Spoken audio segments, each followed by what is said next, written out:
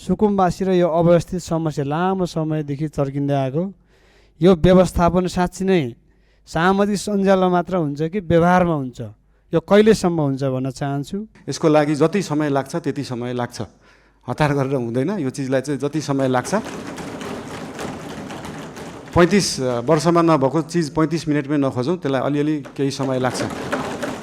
कालोपानी लिपुलेक लिपिया धुराको समस्या निकै लामो समयदेखि चल्दै आएको छ र अन्य सीमामा थुप्रै समस्याहरू छन्।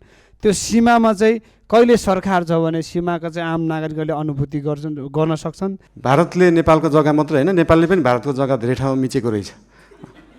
अनि यो कुरा चाहिँ अस्ति भर्खरै थाहा पायो। त्यही भएर दुईटै देशले अध्ययन गरेर हामीले मिचेको छौँ, उहाँहरूले मिच्नु भएको छ, के छ त्यसलाई चाहिँ बसेर एउटा साथीको रूपमा समाधान गर्ने चाहिँ हामीले सोच राखेका छौँ।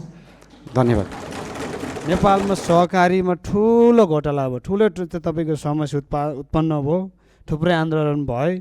यो जीवी राई भन्ने जस्तै जीवी राई लगायत अन्य चाहिँ थुप्रै सहकारी ठगिहरू गर्ने कहिले पक्राउ हुन्छ, स्पेसली जीवी राई। बाहिर न्युजमा आए जस्तो नेपाल सरकारको पैसा गएको मात्रै जस्तो देखिन्छ। हामीले सहकारीबाट उठाएको पनि पैसा छ। अस्ति लास्ट विकको रिपोर्ट हेर्दाखेरि 3 करोड जस्तो सहकारीबाट उठाइएको थियो, 50-60 लाख जस्तो दिएको थियो। यसको मतलब सरकारको पैसा गइरहेको होइन, हामीले सरकारी सहकारीहरूबाट उठाएरै उहाँहरू पीडितहरूलाई पैसा बाँड्ने हो। त्यसमा कुनै पनि कन्फ्युजन नराख्न अनुरोध गर्न चाहन्छु। धन्यवाद।